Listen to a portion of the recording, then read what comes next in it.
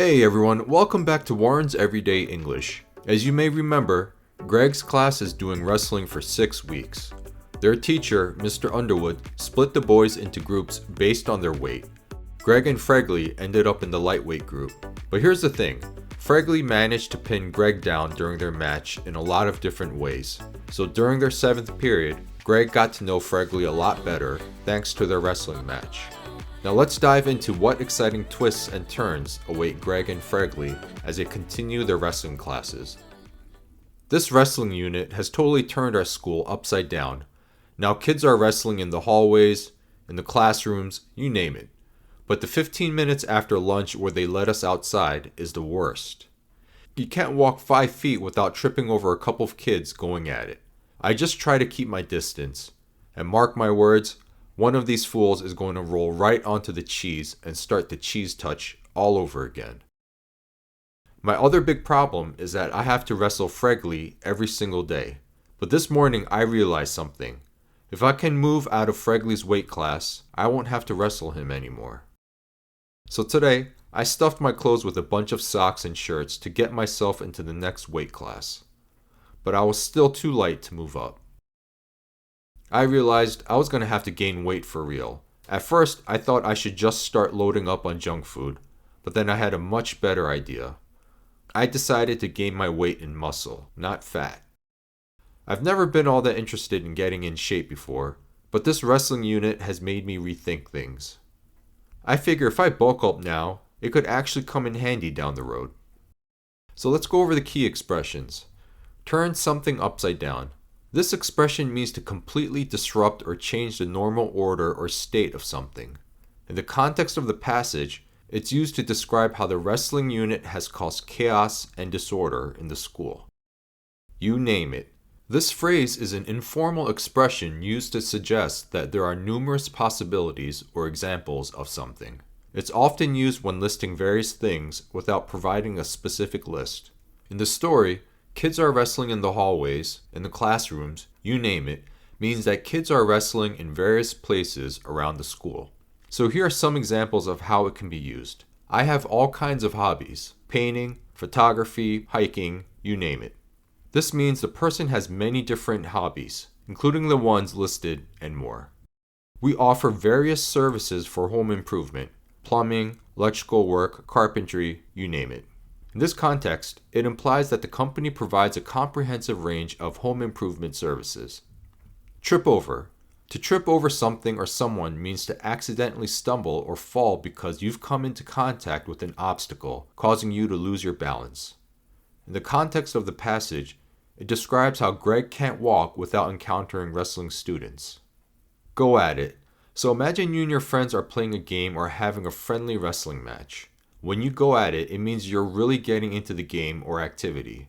You're putting in a lot of effort, excitement, and energy. So going at it means giving it your all and really getting involved, whether it's a game, project, or any kind of activity. So in the context, it suggests that kids are wrestling with enthusiasm. Let's take a look at how go at it is used in the sentences. During the soccer match, both teams were going at it with incredible determination, trying to score a goal. In the debate competition, the two finalists went at it, presenting strong arguments and countering each other's points. Keep one's distance. This means to maintain a safe or comfortable physical separation from someone or something. In the passage, the author tries to stay away from the wrestling kids to avoid getting involved. Mark my words. So this phrase is used to emphasize that what the speaker is saying is a prediction or promise that should be remembered. In this case, Greg is warning that the cheese touch might start again. All over again. So this expression means to start from the beginning, repeating a situation or experience. Greg fears that the cheese touch, a social game, might restart. So there are other idioms that convey a similar idea, such as back to square one. So you can say, one of these fools is going to roll right onto the cheese and we'll be back to square one with the cheese touch. Every single day.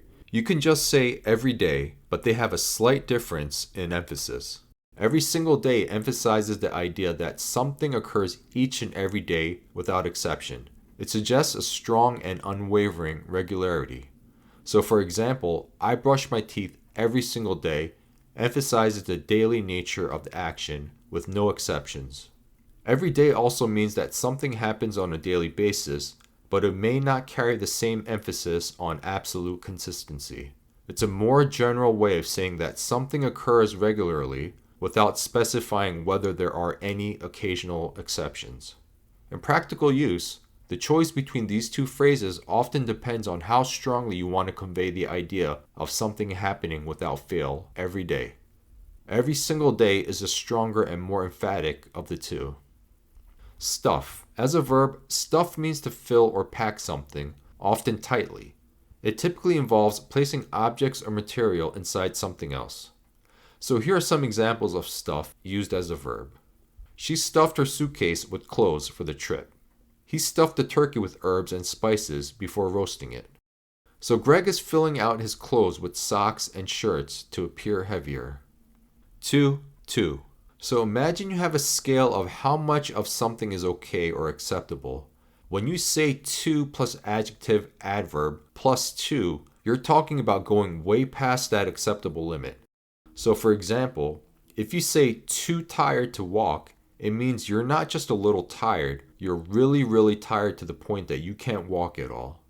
Too difficult to solve means that something is not just a little tricky, it's extremely hard, maybe even impossible to figure out. So to plus adjective adverb plus to tells us that something is really extreme or way beyond what's okay or possible. Gain weight. This means to increase one's body mass, typically referring to increase in body fat or muscle. So in this context, Greg wants to gain weight to change his wrestling weight class. For real. So this is an informal expression used to emphasize the seriousness, sincerity, or authenticity of the statement. So Greg is seriously considering gaining weight, not just thinking about it casually. Load up on something. So to load up on means to consume a large quantity of a particular thing, often referring to food or drinks. So initially Greg considers eating a lot of junk food. Get in shape. So getting in shape means making your body stronger, healthier, and more fit. It's like preparing your body to be better at physical activities and to feel good. When you get in shape, you might exercise, eat healthy foods, and take care of your body. It's similar to how athletes train and eat well to perform at their best. Bulk up. When someone talks about bulking up, they mean that they want to increase their muscle size and strength. This often involves doing exercises like lifting weights or eating specific foods to build more muscle mass. People often do this to become stronger or to change how their body looks. Come in handy. Come in handy is a phrase that means something will be useful or helpful in the future. It's like saying that if you do something now, it might help you out later when you need it. So for example, if you learn a new skill, it might come in handy for a project or job in the future. Down the road. This expression means a point in the future. When someone says down the road, they're talking about a time that isn't right now, but is some distance away. It could be weeks, months, or even years into the future. So in the last sentence, I figure if I bulk up now, it could actually come in handy down the road. Greg is saying that if he builds more muscle now, it might be really useful and beneficial in the future when he needs it. It's like an investment in their physical strength that could pay off later on. So we'll stop here for now, and the story will continue in part 2. So stay tuned, and I'll see you in the next video. Take care, everyone.